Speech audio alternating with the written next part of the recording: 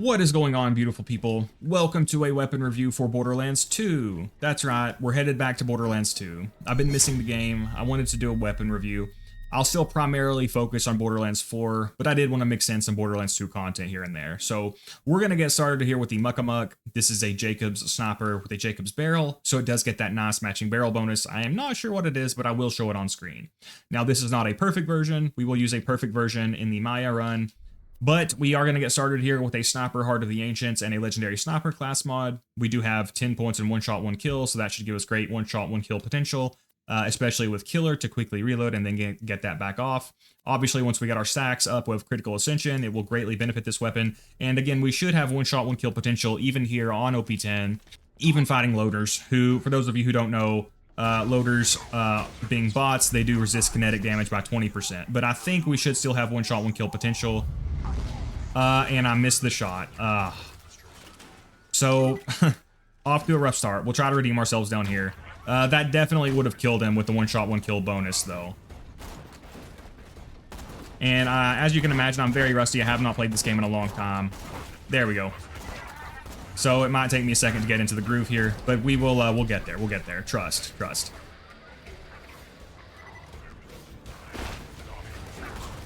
Oh, nice.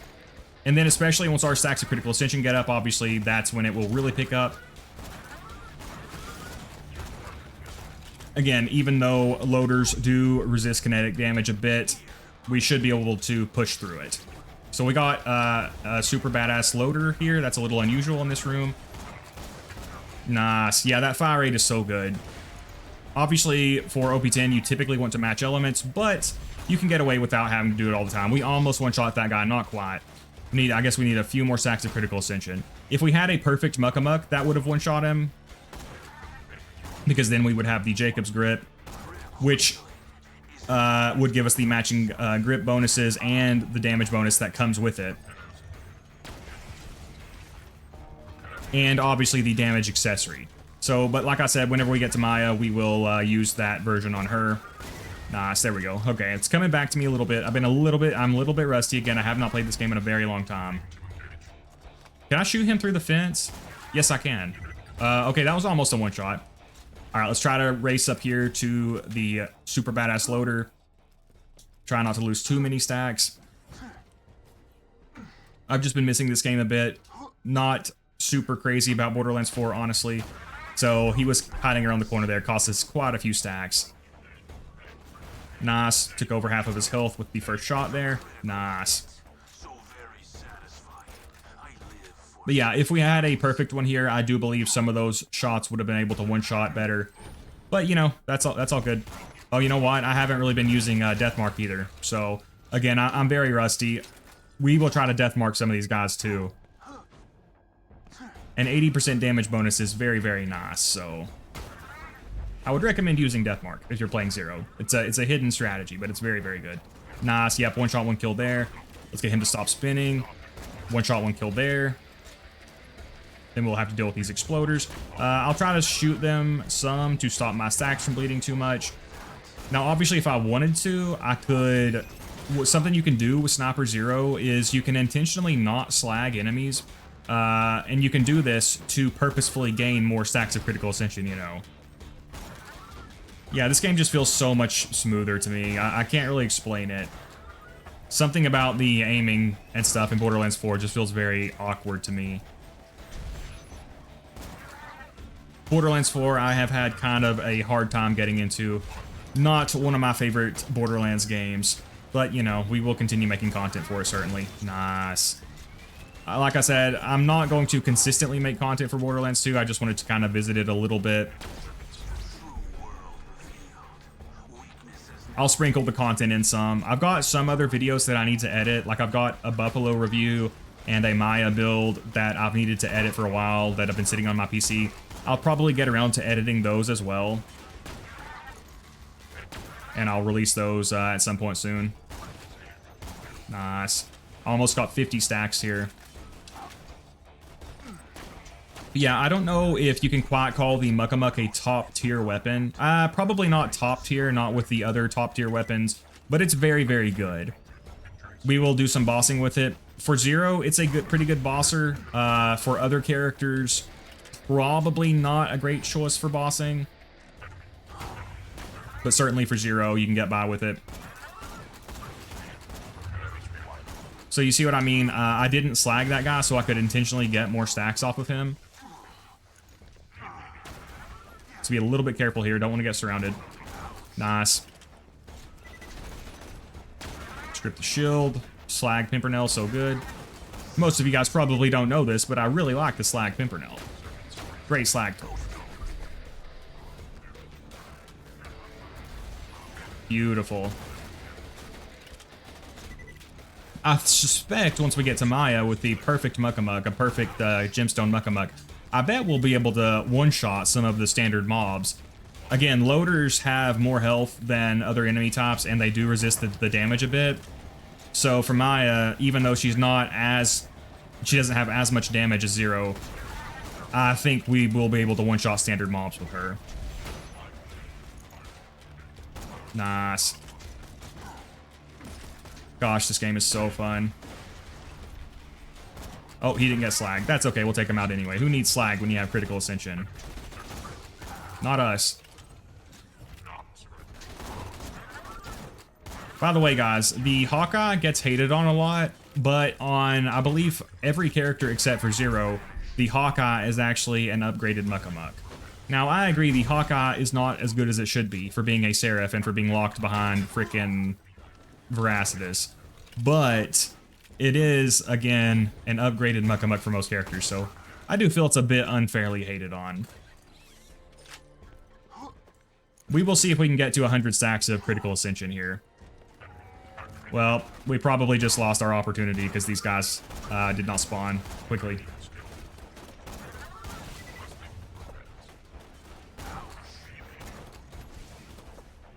Yeah, it's so much easier to snipe in this game than in Borderlands 4. Borderlands 4 has a lot of anti-sniper mechanics, namely the ragdolling, and I've talked about that a lot if you've been watching my Borderlands 4 content.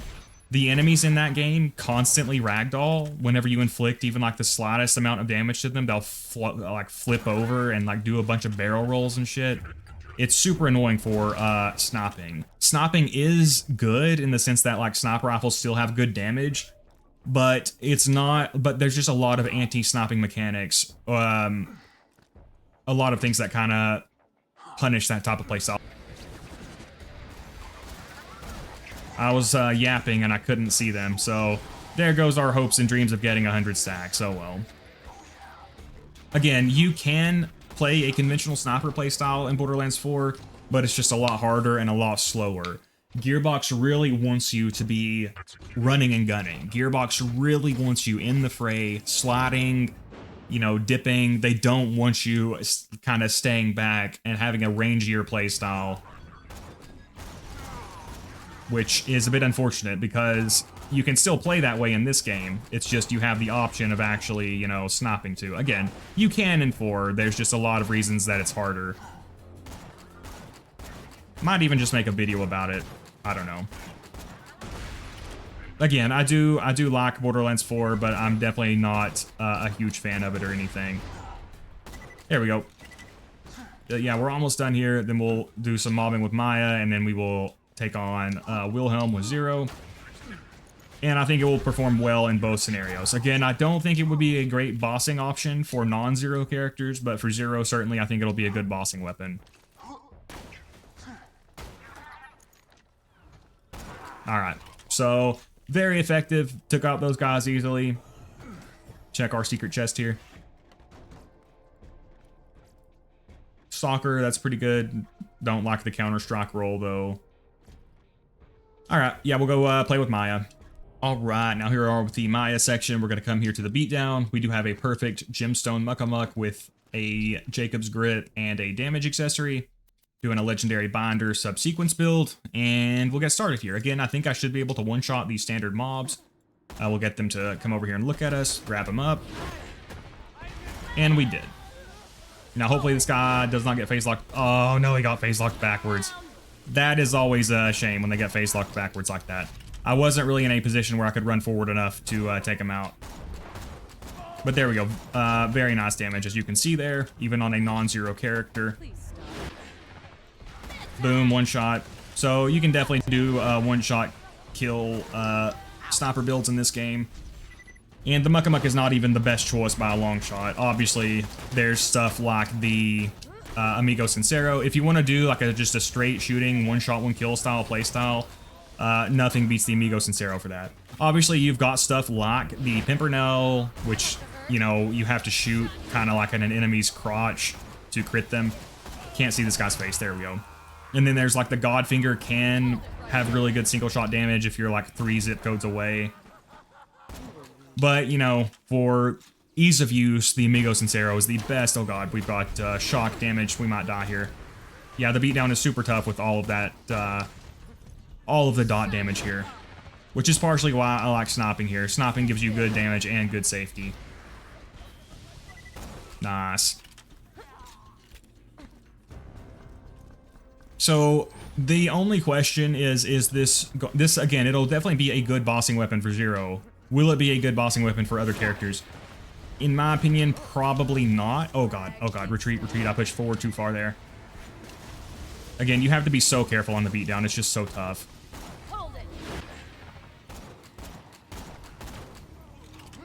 Because again, the Muckamuck obviously being non-elemental, you cannot gain an element matching bonus, you cannot boost it with a Bone of the Ancient, which I consider to be the best item in the game. So its bossing effectiveness is kind of arguable on non-zero characters. But let me know what you guys think. And if you are enjoying this video, do please consider liking, commenting, and subscribing.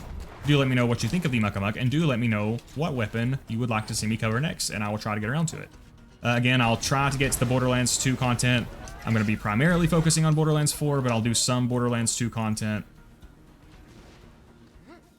Alright, let's grab this guy. I took a dot here. Let's be careful. So those guys cannot be slagged once they get knocked out of those vehicles. But yeah, like I said, I'll make a little bit of Borderlands 2 content just because I missed the game. Feels just a lot better to play to me than Borderlands 4.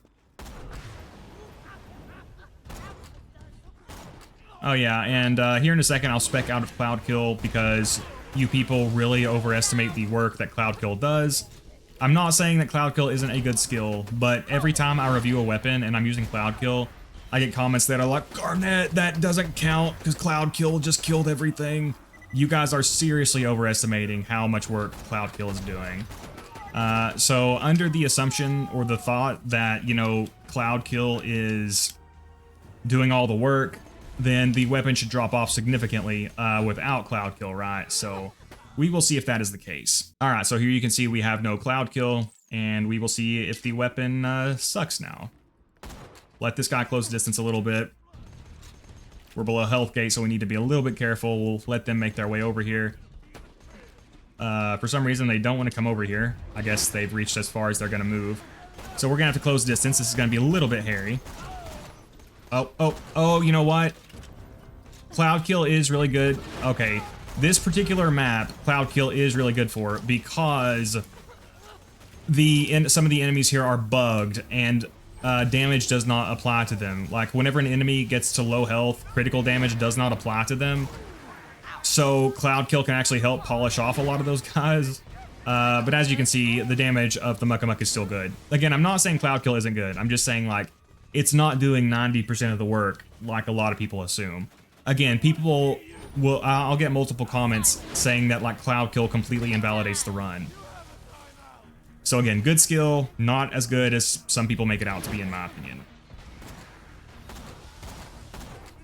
Although again, this map in particular, it is really, really good for, because again, there's a bug where some enemies won't, like, die from critical damage whenever you get their health low. I think this guy might be one of them. Okay, no, he was not. But there are certain enemies here who I think people have told me that because their models are based off of Goliaths or something, they won't actually die to critical damage. But I am of the opinion that using your character skills to boost the weapons is good. I know some people don't really consider Cloud Kill an extension of the weapon because it kind of has its own, like, damage it does, which is fair. But I just think that considering the fact that, like, if you look at some of these other skills like Wreck, we get 100% fire rate and 60% gun damage. I think for a good weapon like Wreck and Reaper, 80% gun damage will be more of a benefit than Cloud Kill. Now, again, Cloud Kill, I think if you're using like a really weak weapon, Cloud Kill could be doing most of the work. So see, this is one of the enemies that critical damage won't really work on. So for an enemy like this, Cloud Kill would be really good. So see, the damage won't register. Yeah, that's a really annoying bug, but we will continue forward here. And this is something about, I kind of talked about this in Borderlands 4 weapon reviews. The thing with, oh dude, I hate it whenever they get phase locked backwards, God. Yeah, I literally can't see his face. And I couldn't reposition to see it either because there's just too many enemies there. With Borderlands 4, some of the skills are so good that they will make like any weapon good, you know.